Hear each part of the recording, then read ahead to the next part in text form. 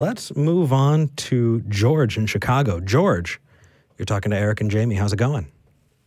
Hey, thanks for having me on, guys. Hey. Hey. Oh, before we jump into the call, I do want to say we have 2 lines open. If anybody's watching and is a believer, has we have 3 lines open. Oh, we just freed one up, didn't we? Yeah. Yeah, 3 lines open.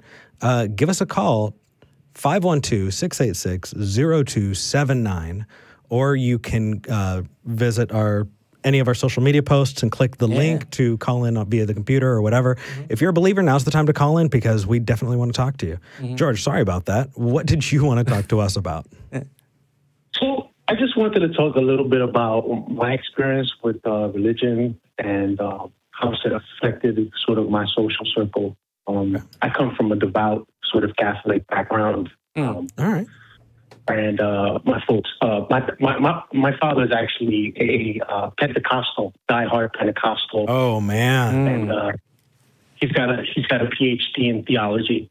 And so, as a young kid, I was somewhat abused. To discipline me, he would go to extreme lengths and then quote the Bible. Yeah. So I Spare had not a correction, or I beg your pardon? spare not correction from a child, sort of thing? Yeah, he would say that. I'm pretty sorry much, to hear that. Yeah. So, despite all this, Yeah. Yeah. I'm sorry. So, despite all the background I've had with religion,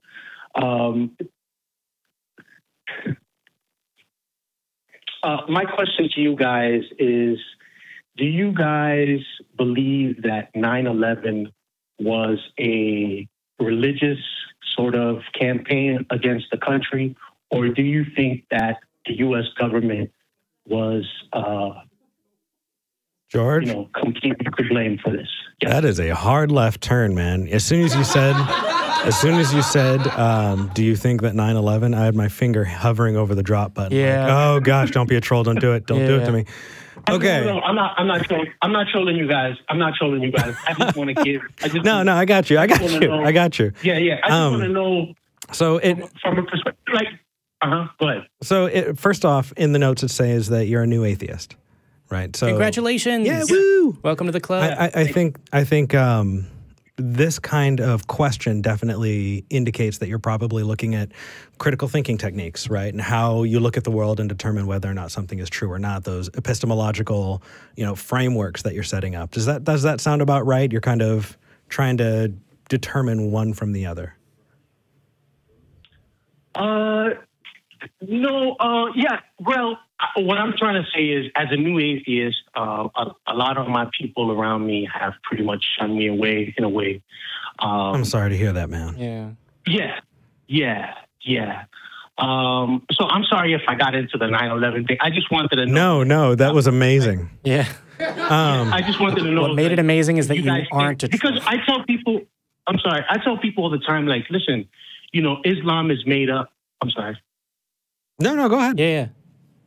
Yeah, I'm sorry. I tell people all the time, like, Catholicism is made up, Islam is all made up. And, I feel like a lot of the media is really, they have a narrative to sort of pile this religious, like, garbage sort of zealots on us to make us believe that, that these people are the enemies. So that's the only reason why I brought up 9/11 Sure. and the whole Islam thing and So, just the religion in general in this country, the whole narrative. Yeah. Is just, well, let's kind of look back at it, right? I think the first thing that I would say is the vast majority of people, and I would go so far as to say that in my day-to-day interactions, I would assume that the vast majority of people are interacting in an honest way.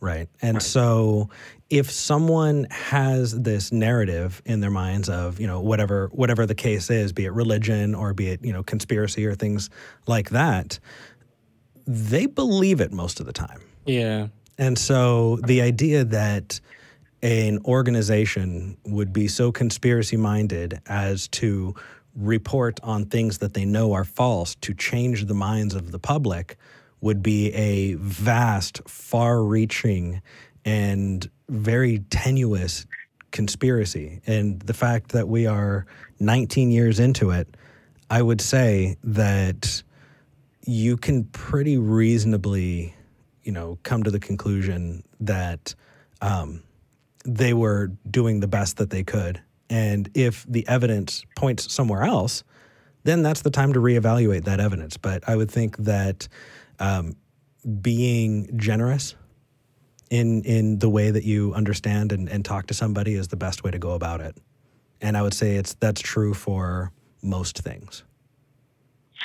I just feel like when you speak out nowadays as a person coming up in today's society, I feel like if you speak your opinion without really disrespecting anyone, then you really cast upon as a person that's like, completely crazy, or, it depends. I may say, hey, just because I may say, hey, Jewish rabbis, they want to suck babies' cock at when they're 7 days old and they die of herpes.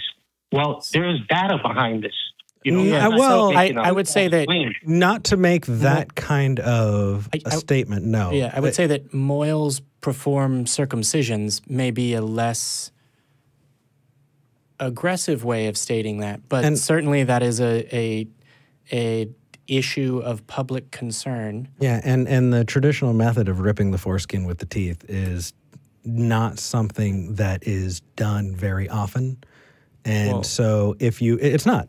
It was a thing a long time ago in really, really, really intense, Jewish communities. It does happen today in the United States. It does, but that's not the primary way that they do it. And so I would say that if you were to make that statement, number one, you're saying that they want to perform sexual, on a child. That's not an accurate representation. Number two, the representation is one that we have examples of, but it's not one that fits with the norm, and that's definitely not something I would say, because it's just, number one, it's not true, and number two, it's making people not listen to you, right? Because if you're saying things like that, why would people come to you as a resource? Yeah. Right? It's just not true. Right. Now, the fact that it has happened before, yes. And you can point that out and say, hey, there have been cases of sexually transmitted infections, being transmitted through this process, in these cases. But stay away from the all or nothings, and definitely don't misrepresent them just because you saw a minority do it, a minority of the group do it. Right. Also, I wanted to certainly, I agree with you.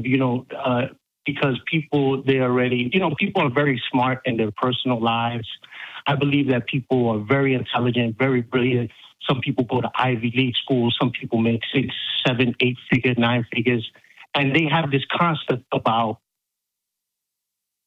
religion that really tweaks everything out. It pretty much supersedes everything else. Logic, reasoning, everything is out of this.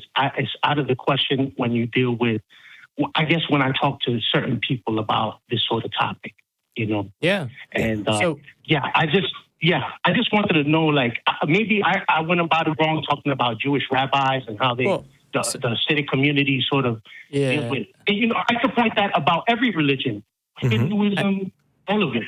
Absolutely. Yeah. So what I will say is, while religion is, I think, the most common and most widespread example of these kinds of flaws in thinking that people stick to, there's a great tradition of humanity with religion to stick to it despite anything else, right? The scientific method, the scientific process, modern science is very, very new. It's not even really...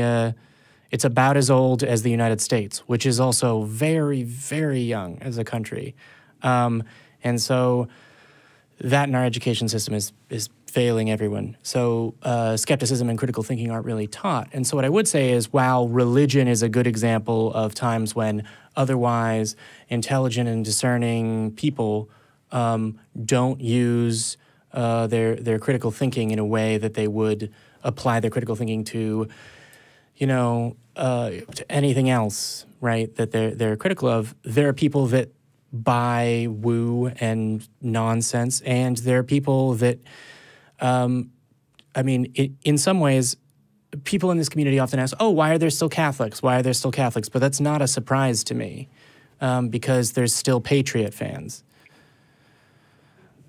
I mean, to be very clear, there's an extreme difference in what the Patriots and Belichick did and what the Catholic Church has done. However, no, of course not. It's very much humans evolved as social and, to that degree, tribal creatures. So don't come after my tribe, bruh, is a kind of natural response. Right. Yeah. Yeah. In the same way that Eric will always insist and has said that he will die on the hill of how to pronounce the abbreviation for graphics interchange format. It's GIF. GIF is a peanut butter.